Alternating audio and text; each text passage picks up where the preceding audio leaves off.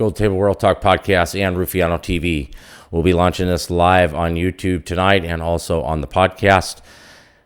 So we're going to go ahead and get into what I think you guys should carry for your everyday carry pistol.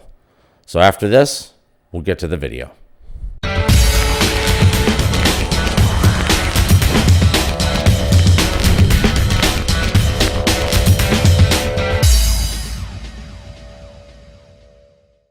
All right, guys, James Arlino back here again, and today's video is going to just be a quick video just to see what you guys should carry if you've thought about carrying a firearm, and the practicality of carrying a firearm, and the practicality if you have to use your firearm, what is going to happen to it after that, which is usually going to go into confiscation. And with that being said, I believe that people should carry a gun, one, that they can afford, two, that something that feels comfortable for them, but also something that's going to be reliable. Now, we got a lot of people, out there right now. This is my Glock 17 Gen 5, and we have a lot of people right now where they're getting red dots. Those are $400 or $500. This is, as it is, a $600 gun. If you decide you want to put sights on it, you're looking at another $100 to $200. You can get into $1,100, $1,200. $1,100 or $1,200 for a gun that you might have to use in self-protection. It's costly. Okay, so my suggestion is to shoot with iron sights. Shoot with something that if you have to use it, it's not going to break the bank if you have to buy another one, which you probably will until you get the other one confiscated, because it is going to go into evidence more than likely. And three, you want to carry something that's going to be comfortable. A Glock 17, it's very accurate, but it's a very large gun. It's a very heavy gun. Okay, so that would not be my first choice, even though this is what I'm used to. I like to carry this. I feel comfortable with it. I actually carry it in the STU shoulder holster. I'll drop a link down below for the shoulder holsters that we carry. My line, which is a severe tactical use, and the original Dirty Harry and Buckheimer. I'll go ahead and drop a link in the description. And guys, please don't forget to like, subscribe, and share. It's going to help the channel grow. This is all new to me, and we're trying to get some content out for you guys, and hopefully you like what you hear. But anyways, another gun really good for the money is always going to be your Smith & Wesson J-frame, okay? A Smith & Wesson J-frame is a great gun. It only has a 1 and 7 and 8 inch barrel, okay? This gun is unloaded. But it's light. They're accurate. Now, I'm going to be honest with you. A lot of these people say train. A lot of people with their everyday schedule, they don't have time to go out and train every single weekend at the gym or take all these courses for $800 to $1,200, $1,500. My suggestion is you start to get comfortable with 10 to 15 feet away. Your statistics are about 21 feet. I know they've bumped it up a little bit, but in all reality, a gang member is going to come up to you. It's usually going to be at about anywhere from 6 to 15 feet. So I tell people to shoot up to 21 feet. Whatever you can shoot pretty accurately, that's what you should go with. I like revolvers also. I know you don't have that many shots, but you know that what you do have is reliable. Again, most of the statistics are, I can't say that word tonight for some reason, statistics. Most of the statistics are 21 feet, and also it's going to be a robbery or a mugging, and it's going to be up close within that range. If you are carrying an automatic and your gun jams and they do have another gun, I need to stress this to everybody out there. I don't care what trainer you have, whether it's a Navy SEAL, an ex-police officer, an active duty military or police.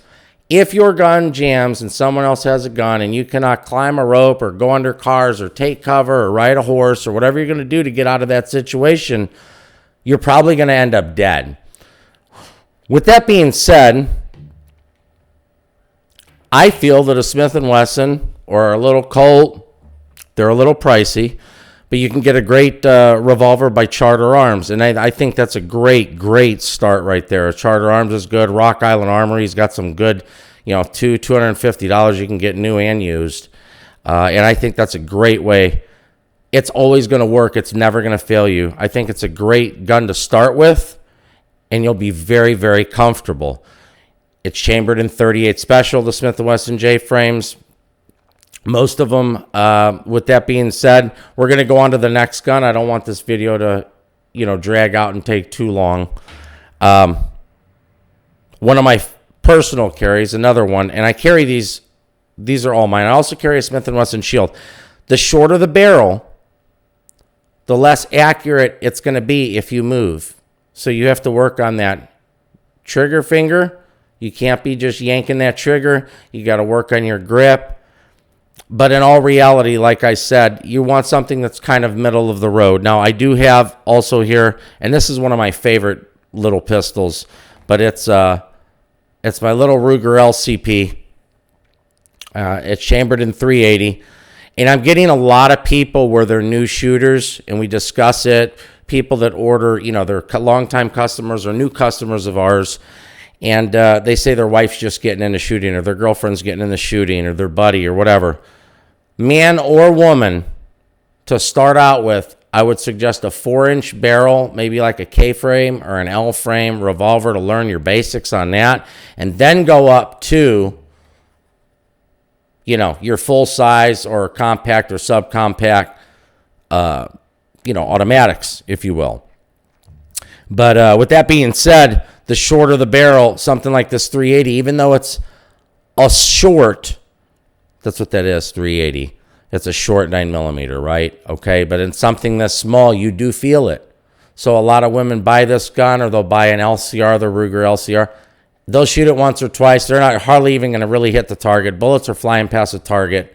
And that's because you need to be experienced for something like this. And your average everyday shooter who doesn't get out to get the train every single day or every weekend, the accuracy may not be there. And if they do practice here and there, and let's say you practice 2-3 times a month and you're doing what you can, you got a wife, you got kids, vice versa, dogs, college, whatever, right? Some people are working 2-3 jobs. You don't always have the time to practice, but if you do practice with a gun this small, you need to make sure you can hit your target from at least 15 to 20 feet. Anything beyond 20 feet, you don't need to really engage the target. I don't believe you should. We'll get into that in another video.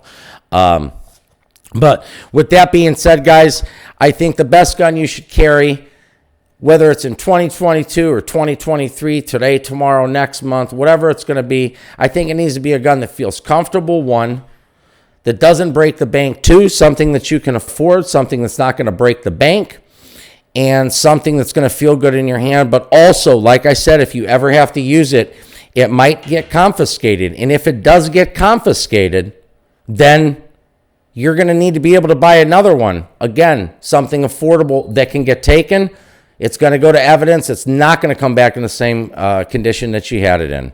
So I hope this was a little helpful for you.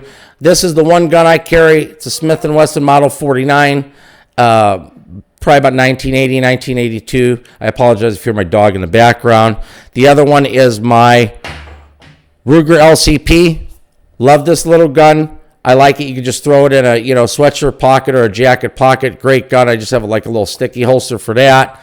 And one of my babies is the Glock 17 Gen 5. I'll be switching sights out on this eventually.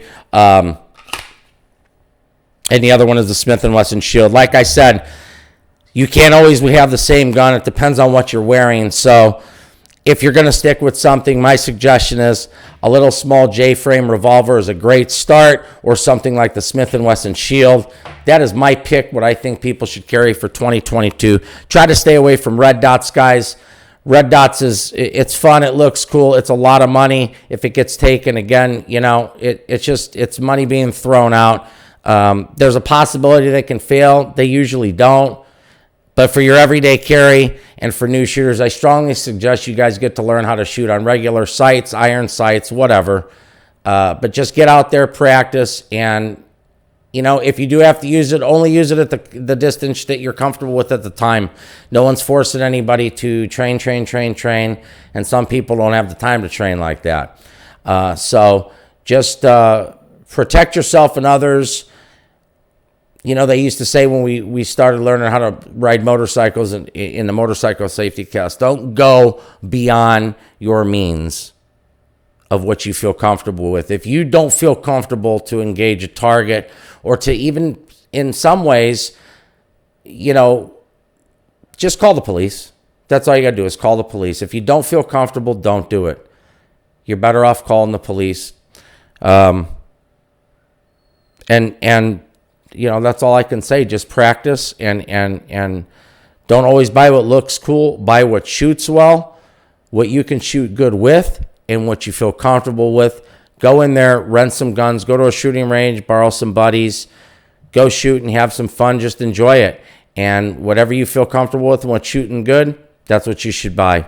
Anyways, just a little short video on a Saturday night. I hope you guys enjoyed it. Again, this is James Erling, our host with Gold Table Real Talk Podcast and Ruffiano TV. Thanks, and we will be getting another video to you guys this week. I hope you enjoy. Have a great day. Bye-bye.